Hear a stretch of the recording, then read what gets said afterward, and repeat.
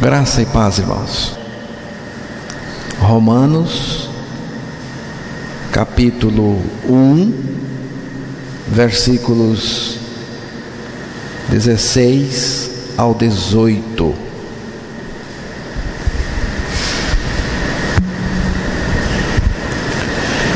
Porque não me envergonho do Evangelho de Cristo, pois é o poder de Deus para a salvação de todo aquele que crê, primeiro do judeu e também do grego, porque nele se descobre a justiça de Deus de fé em fé, como está escrito: mas o justo viverá pela fé. Porque do céu se manifesta a ira de Deus sobre toda a impiedade e injustiça dos homens, que detêm a verdade em injustiça. Como o Senhor diz na sua palavra, que renova a misericórdia dele cada manhã, eu tenho certeza que nesta manhã o Senhor já renovou a sua misericórdia e que ele venha ao nosso encontro com a sua misericórdia para revelar a sua palavra a nós. Que ele tenha misericórdia de nós e nos dê a revelação nesta manhã, em nome de Jesus. A leitura que o irmão fez, e fez bem feita, ele leu a partir do versículo 16, o 17 e o 18 da carta de Romanos, capítulo 1. Eu vou comentar começando no versículo 18, depois o 17, 16 e finalmente o 14. Eu estou com uma versão aqui que diz no versículo 18: Deus, entretanto, mostra do céu a sua ira contra todos os pecadores maldosos que repelem a verdade. Outra versão diz: nós vemos que o castigo de Deus cai do céu contra todo o pecado e contra toda a maldade dos homens que, por meio de suas más ações, não deixam que a verdade seja conhecida. A ira de Deus se manifesta do céu sobre toda impiedade e injustiça dos homens que na injustiça aprisionam a verdade. A ira de Deus se revela do céu contra toda impiedade e perversão, que é a natureza perversa dos homens que detêm a verdade pela injustiça. E na versão que foi lida diz: porque do céu se manifesta a ira de Deus sobre toda impiedade e injustiça dos homens que detêm a verdade em injustiça. Eu vou ficar com a primeira. Deus, entretanto, mostra do céu a sua ira contra todos os pecadores maldosos que repelem a verdade. A ira de Deus contra todos os pecadores,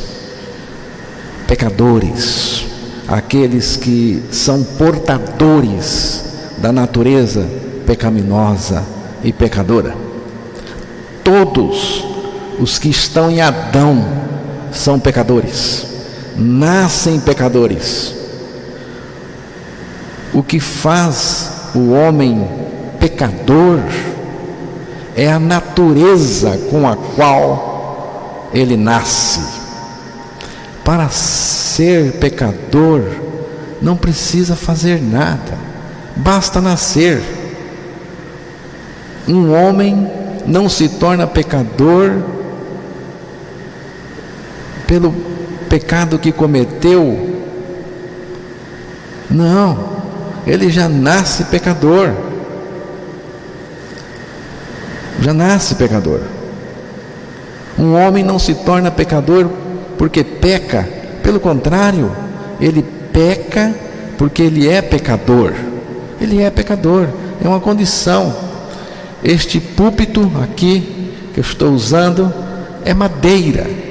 É madeira. E ele não precisa se tornar madeira. Ele é. Vamos imaginar que este púlpito pudesse falar. Então ele fala: eu quero ser madeira. O que vai acontecer? Nada. Porque ele não precisa ser madeira, porque ele já é madeira. É uma condição. Assim é conosco, irmãos. É conosco. Existem dois tipos de pecadores no mundo: os pecadores que pecam sem moralidade, não está nem aí. Paulo descreve esse tipo de pecador no capítulo 1 de Romanos, na sequência, a partir do versículo 18. E tem também o pecador moralista, legalista, o religioso. E Paulo fala desse tipo de pecador legalista, religioso, no capítulo 2 de Romanos. Mas ambos são pecadores por natureza, não é? Tanto faz ser uma coisa ou outra, continua sendo pecador por causa da natureza que ele tem. Irmãos, uma cascavel que picou 50 pessoas e matou todas elas, e outra cascavel que não picou nenhuma pessoa, nenhuma. Qual das duas você quer para pôr no seu peito, no seu seio, sob a sua roupa? Qual? Nenhuma. Nenhuma. Ela é igual a outra que mordeu 50 e matou. É igual, embora seja mansinha, boazinha, mas não deixou de ser cascavel. A diferença, qual é a diferença entre elas? Está no volume de picadas. Uma tem um volume maior, a outra não. Irmãos, Deus, Ele não está irado contra o volume de pecado de uma pessoa, o montão de pecado de uma pessoa. Deus está irado contra a natureza pecaminosa dela, a natureza. E é isto que eu quero dizer quando digo que Deus está irado contra todos os pecadores. A ira de Deus, irmãos, não é como a ira humana, não é como a ira da natureza caída do homem, não é uma reação estúpida e pecaminosa. Sua ira é a manifestação da sua recusa contra a natureza pecaminosa do homem, viu? A ira de Deus é a manifestação da sua recusa santa em suportar a natureza pecaminosa do pecador. É a sua recusa de entrar em acordo com o pecador. É o seu julgamento justo manifestado contra o pecador. E o pecado? A ira de Deus traduz para nós o seguinte sentimento: acabar com o pecador e com o pecado. Qual é o sentimento que Deus tem? A reação da sua ira, qual é contra o pecador e o pecado? Acabar com ambos, irmãos. Essa é a reação de Deus, esse é o sentimento de Deus: acabar com o pecador e acabar com o pecado. Foi exatamente o que Ele fez na cruz do Calvário, pelo Evangelho. É por isso que nós precisamos do Evangelho. É o que Paulo vai dizer no versículo 17, que pode ser lido. Porque nele se descobre a justiça de Deus de fé em fé, como está escrito: mas o justo viverá pela fé. Paulo diz aí que o Evangelho de Cristo é o poder de Deus para a salvação de todo aquele que crê. Porque o Evangelho de Cristo é o poder de Deus para salvar o pecador. Por que o Evangelho de Cristo é o poder de Deus para salvar o pecador? A resposta está aqui: porque nele se descobre a justiça de Deus de fé em fé, como está escrito: mas o justo viverá da fé. O que é esta justiça de Deus que se descobre ou que se revela no Evangelho? Tem algo importante neste Evangelho de Cristo, irmãos, que precisamos conhecer. É algo que é descoberto para nós, que é revelado para nós. Revelar é tirar o véu, deixar ver, descobrir, fazer conhecer, é divulgar, divulgação. Mas antes precisamos responder outra pergunta: o que é o Evangelho de Cristo? Temos falado aqui de maneira muito intensa sobre o Evangelho e o significado do Evangelho. O Evangelho, irmãos, consiste na morte e ressurreição de Cristo, e na nossa morte e ressurreição em Cristo, juntamente com Cristo. A morte e a ressurreição de Cristo são experiências compartilhadas conosco. O Evangelho fala de uma identificação: eu em Cristo, Cristo em mim. Isto tem a ver com a justiça do Evangelho. Com a justiça do Evangelho. A justiça do Evangelho é a nossa morte com Cristo. A justiça do Evangelho de Cristo não é só a nossa morte com Cristo, mas a justiça de Deus começa rigorosamente com a nossa morte com Cristo na cruz. Irmãos, por 3 vezes Deus repete uma frase. A frase é esta: que ao culpado não tem por inocente. As referências são Êxodo 34, 7, Números 14, 18 e Naum, capítulo 1, verso 3.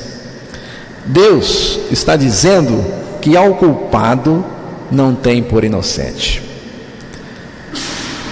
Tratar apenas com os pecados e deixar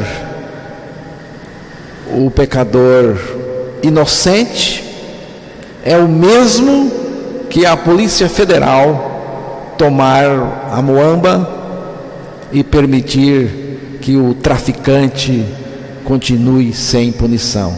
É a mesma coisa. Deus perdoa, mas não inocenta o pecador.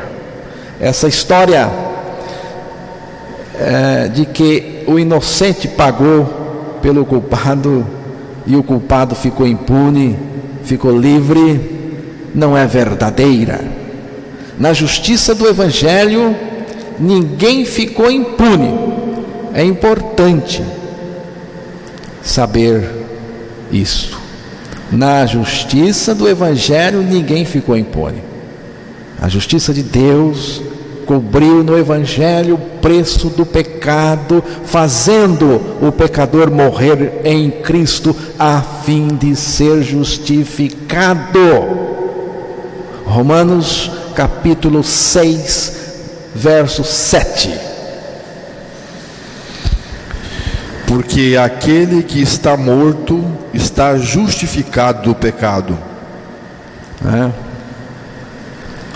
Justificado do pecado. Aquele que está morto, aquele que morreu, justificado está do pecado. Justificado significa que a justiça de Deus foi feita, a justiça que está sendo revelada, mostrada a nós no Evangelho. Não é? Então, irmãos, justificado significa que a justiça de Deus foi feita. Jesus, ele veio cumprir a lei. Mateus capítulo 5, o verso 17. Não cuideis que vim destruir a lei ou os profetas. Não vim abrogar, mas cumprir. E não penseis, porque o homem tem um pensamento errôneo, errado, a respeito deste assunto. E não penseis que eu vim revogar a lei ou os profetas. Não vim para revogar, vim para cumprir. Palavras de Jesus. Eu não vim para anular ou invalidar a lei. Eu não vim para dar um jeitinho burlando a lei. O que a lei disse? O que os profetas disseram a respeito do pecador? Tem que morrer. No caso do pecador, tem que morrer. No caso do pecador, só tem um jeito de fazer a justiça de Deus: é morrendo por força da lei e para a lei. Então, irmãos, quando Jesus diz eu vim cumprir a lei, está dizendo o seguinte: eu vou morrer com você para que a lei de Deus fique satisfeita e a justiça de Deus seja feita. Quando ele foi levantado naquela cruz, ele nos atraiu em seu corpo. Vamos dizer assim que Cristo na cruz se impregnou de todos nós, e nele morremos, para que também nele recebamos a vida pela ressurreição com ele.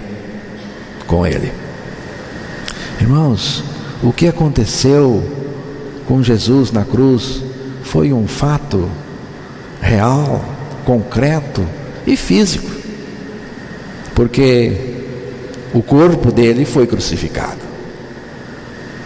E o que aconteceu comigo nele, no corpo dele, foi também um fato real, mas espiritual e de fé.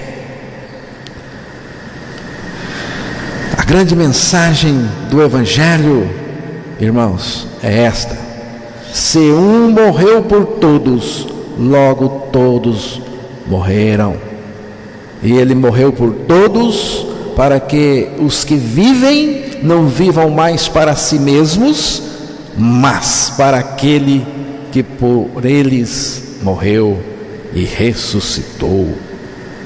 A pergunta mais contundente é esta: quem deveria morrer naquela cruz? Jesus ou eu? Quem deveria morrer naquela cruz? Jesus ou eu? Fala bem aí no seu coração. Eu. Mas Jesus tinha que morrer por mim. E por que ele tinha que morrer por mim? Porque ele era a única pessoa que não tinha pecado. Só uma pessoa sem pecado poderia realizar a obra da substituição para salvar os pecadores. Para me salvar da minha natureza, ele tinha que primeiro me substituir. Significa ele morrendo por nós naquela cruz. Não significa ele morrendo no nosso lugar, mas morrendo por nós, para me atrair e me inserir no corpo dele, levando-me a morrer com ele aquela morte na cruz. A grande notícia do Calvário, irmãos, é que Cristo não morreu sozinho. Nós morremos com ele. A grande notícia da ressurreição de Cristo é que ele não ressuscitou sozinho. Nós ressuscitamos juntamente com ele. Diz a palavra, nos ressuscitou juntamente com ele. E nesta ressurreição com Cristo ganhamos a vida dele. Isto é o Evangelho. É o Evangelho de Cristo. A crucificação, irmãos, é o projeto de Deus para crucificar o pecador em Cristo. Se você não crer sua morte com Cristo, a fim de ser justificado no pecado, você continuará culpado diante de Deus e terá que ser lançado no inferno, merecidamente. Jesus morreu por mim, é o seu amor. Jesus me levou a morrer com ele, é a sua justiça. Ele nos fez morrer exatamente porque não poderia nos inocentar. Você entendeu? É muito importante entender isto. Ele me fez morrer porque ele não poderia me inocentar. Para resolver isto, a proposta de Deus é a seguinte: eu coloco o meu filho na cruz por você e coloco você no meu filho na cruz. O meu filho morre por você e você morre no meu filho, alcançando perfeita justificação. Romanos 1,17. Vamos voltar lá. Porque nele se descobre a justiça de Deus de fé em fé, como está escrito, mas o justo viverá pela fé. Porque nele, isto é, no Evangelho de Cristo, se descobre, há uma revelação maravilhosa, se descobre a justiça de Deus, de fé em fé, como está escrito, mas o justo viverá pela fé. Justo. Quem é o justo? Justo aqui é aquele que foi feito justo. Romanos capítulo 5, verso 19. Porque como pela desobediência de um só homem muitos foram feitos pecadores, assim pela obediência de um muitos serão feitos justos. Feitos justos. Não foram considerados justos mas feitos justos, diz a palavra. Não diz aqui que foram feitos justos pecadores, nem pecadores justos. Diz aqui que foram feitos justos, né? Cristo está nos tirando de uma condição para outra, de pecadores para justos. O que significa este justo aqui? Significa morte e ressurreição em Cristo, irmãos. É a nossa morte para o pecado e a vida de Cristo, a vida justa de Cristo operando em nós. Aqui diz que foram feitos justos pela obediência de Cristo. Você viu que o texto disse que pela obediência de Cristo foram feitos justos. Não somos feitos justos pela nossa obediência, mas pela obediência de Cristo. A obediência de Cristo ao Pai o levou à cruz, onde Ele fez a destruição total do pecador, a fim de criar um novo homem, uma nova criatura, um justo, pela sua vida em nós. Obediência de Cristo. Filipenses capítulo 2, verso 8.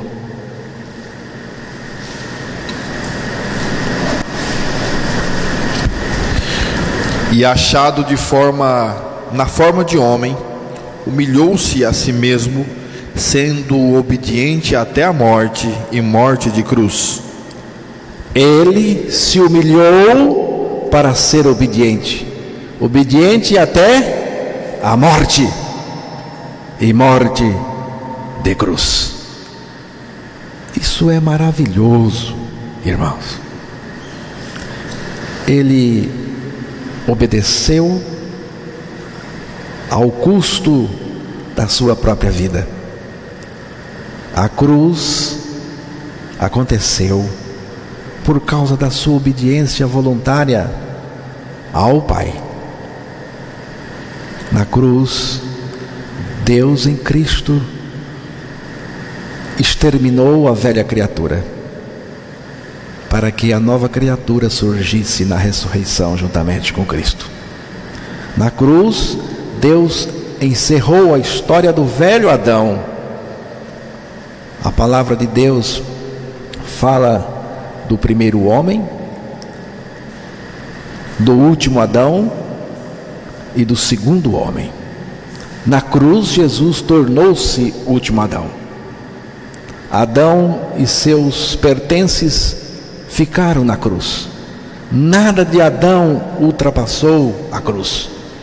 Depois da cruz, temos a ressurreição, onde Deus faz uma nova criatura, um novo homem justo. Agora, este justo, diz o apóstolo Paulo, que viverá pela fé, como está escrito, mas o justo viverá pela fé. A fé, irmãos, é o resultado da graça de Deus, por meio da pregação da palavra, para que possamos, pela graça, crer na nossa regeneração. O justo viverá pela fé. Viverá. Para uma pessoa viver do ponto de vista do Evangelho de Cristo, ela precisa primeiro ser ressuscitada em Cristo. E para ser ressuscitada em Cristo, ela precisa antes ter morrido em Cristo na cruz. Estamos crucificados e ressuscitados com Cristo. Portanto, regenerados pela graça, mediante a fé. Isto se chama Evangelho de Cristo. É este o Evangelho do poder de Deus, que Paulo disse que é o poder de Deus. E esse poder é o poder que nos crucifica e ressuscita em Cristo. Isto não se constata racionalmente, irmãos, nem se sente, mas experimentamos pela fé. O justo viverá pela fé. Romanos capítulo 1, o versículo 14, 15 e 16. Eu sou devedor tanto a gregos como a bárbaros, tanto a sábios como a ignorantes. E assim, quanto está em mim, estou pronto para também vos anunciar o Evangelho, a vós que estáis em Roma, porque não me envergonho do Evangelho de Cristo, pois é o poder de Deus para a salvação de todo aquele que crê, primeiro do judeu e também do grego. Acerca deste Evangelho de Cristo, onde está concentrado o poder de Deus para salvar o pecador, Paulo faz 3 afirmações. Ele diz: sou devedor do Evangelho a todos, estou pronto para anunciar o Evangelho. Não me envergonho do Evangelho de Cristo. Existem 2 maneiras de alguém endividar: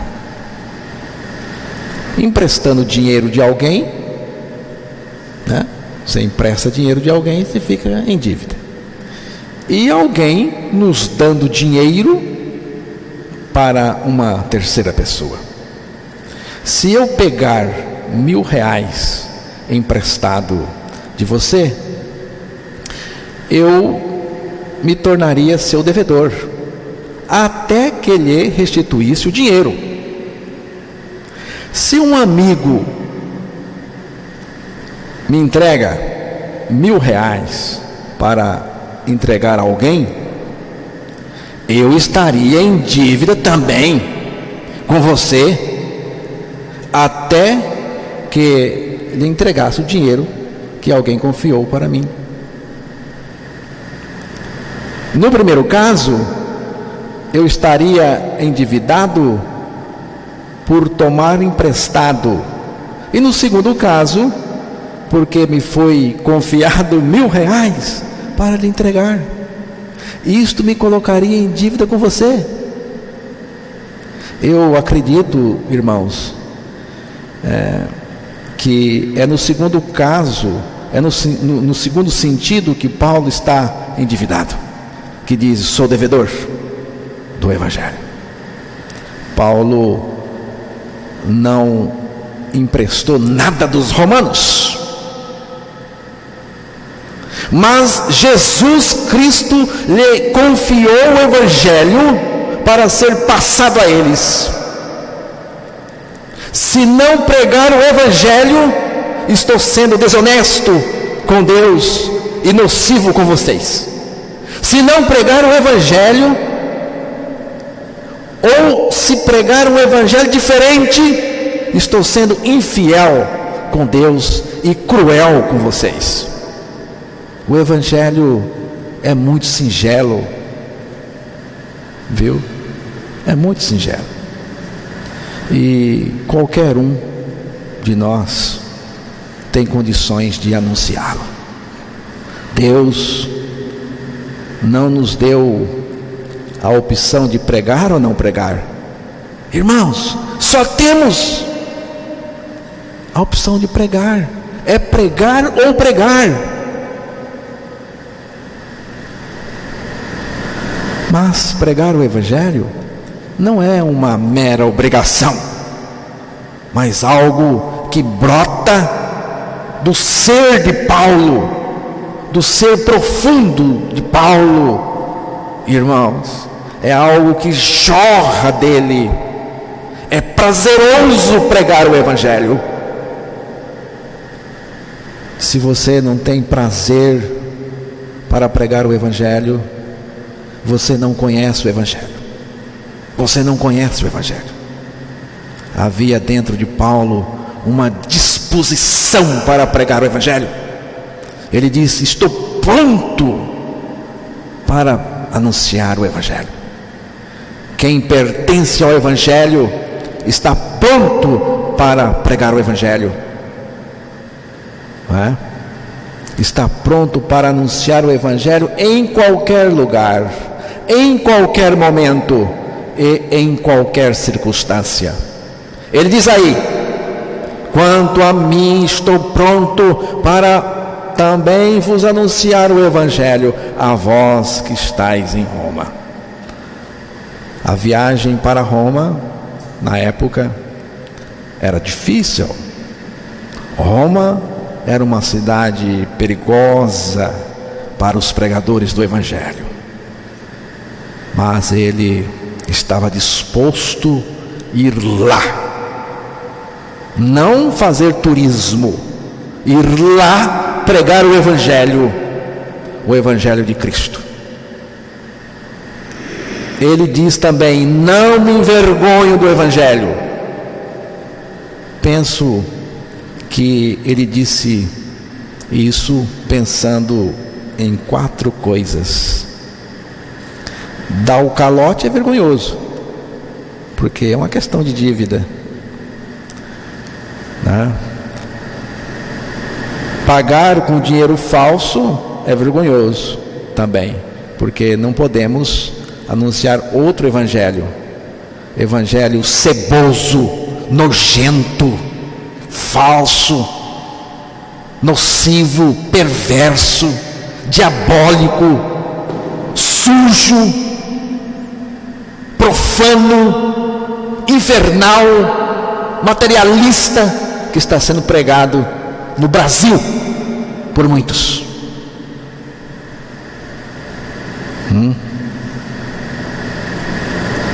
Então, dar o calote é vergonhoso.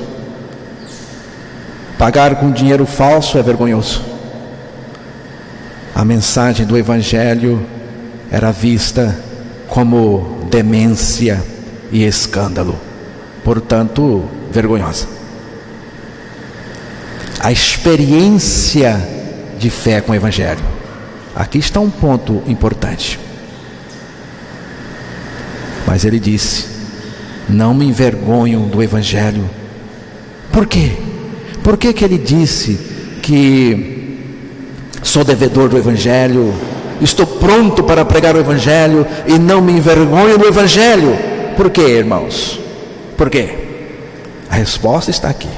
Porque é o poder de Deus para a salvação de todo aquele que crê, visto que a justiça de Deus se revela no Evangelho. Irmãos, não tem outra mensagem, ela é única. A justiça de Deus só pode ser conhecida e experimentada no Evangelho. O Evangelho é o poder de Deus. O poder do Evangelho é o poder da morte e ressurreição de Cristo.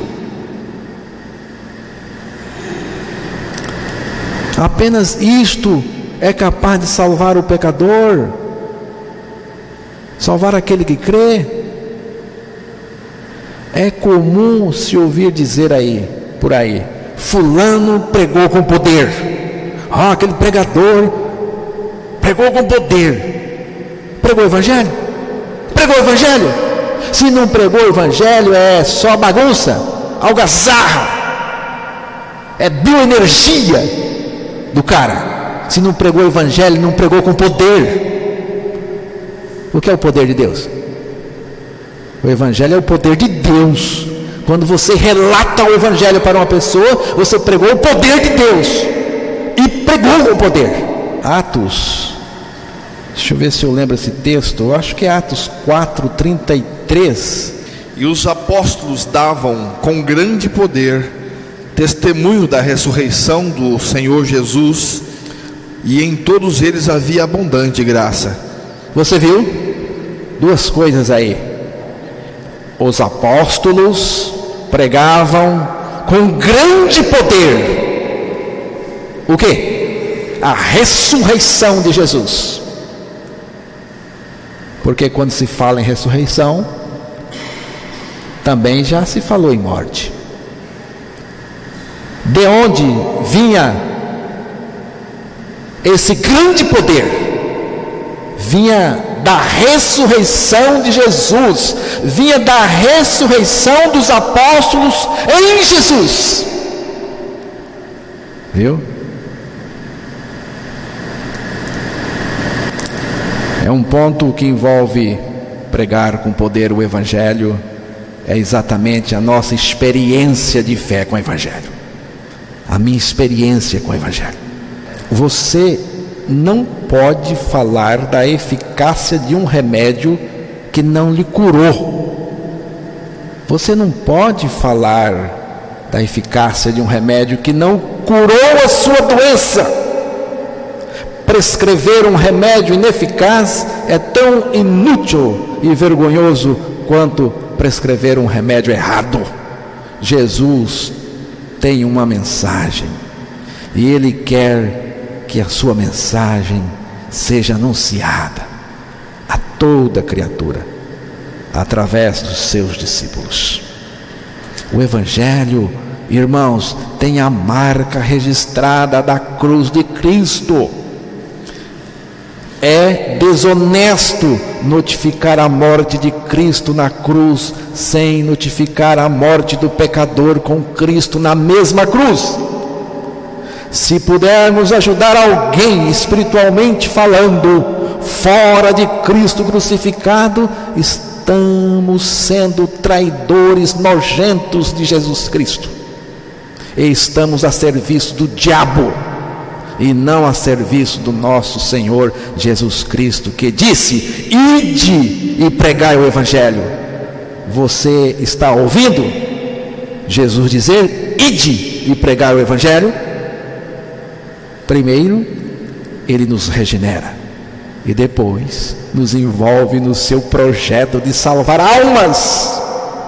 O maior envolvimento que uma pessoa pode se envolver na face da terra é pregar o Evangelho por causa de Cristo mesmo. A grande alegria, irmãos, dos discípulos de Cristo é o envolvimento no projeto divino que visa a salvação eterna das almas, das pessoas. Não podemos fazer uma pessoa crer, isso não podemos, mas podemos pregar o Evangelho para ela. Não somos nós que vamos fazer a pessoa ouvir e crer, mas temos que pregar para ela o Evangelho. Uma pessoa pode tapar os ouvidos para não ouvir, mas mesmo assim devemos pregar o Evangelho para ela. Ela não quer, ela está dando de pés, de ombro, ela não gosta de mim, ela me acha chato e nojento, me acha assim que a minha pregação é dura, mas eu não estou nem aí. Você pode achar o que quiser, eu vou pregar o Evangelho para você, porque você precisa ouvir e Jesus me mandou pregar. Devemos pregar o Evangelho por 3 motivos, irmãos. Porque Jesus mandou, para o louvor de Deus e por amor. E por amor. Irmãos, os 2 maiores anelos de um regenerado, creio eu, são o anelo por Deus mesmo e o anelo pela conversão da alma perdida. Pregar o Evangelho visa alcançar as pessoas para o reino de Deus e não para o meu grupo, para o nosso grupo. Essa ideia de fazer o grupo aumentar, né, para aumentar também o sustento e a projeção social, é imoral. A evangelização não é um empreendimento humano, de adquirir pessoas para uma denominação, igreja, comunidade ou grupo. O maior objetivo do diabo é roubar da igreja o conteúdo do Evangelho. Salmo 11, verso 3. Se forem destruídos os fundamentos, que poderá fazer o justo? Se for destruído o fundamento, e o diabo ataca o fundamento, o Evangelho. As igrejas pós-modernas preferem resultados rápidos por seguirem os princípios do mercado do que os resultados mais lentos obtidos por anunciar apenas o Evangelho. É aqui que surge o outro Evangelho, o falso, o diabólico, não é? O Evangelho da prosperidade, falso, o Evangelho das sensações, o Evangelho das decretações e deificação do homem. Famosos que se convertem, repare o que eu disse, se convertem, não foram convertidos pelo Senhor, pelo Evangelho, são disputados pelas igrejas carnais, e pior ainda, são ordenados pastores e pastoras com as práticas mais bizarras e aberrantes. Igrejas que seguem as leis do mercado, são capitalistas, onde o lucro é a coisa mais importante. Por outro lado, existe uma cacetada de igrejas liberais que tudo pode. Estão pavimentando o caminho do anticristo. A prioridade é ser igreja da sã doutrina do Evangelho, para depois ser evangelizadora. Que Deus, irmãos, nos dê a graça de anunciar somente Cristo e o Evangelho. Somente Cristo e o Evangelho. Amém?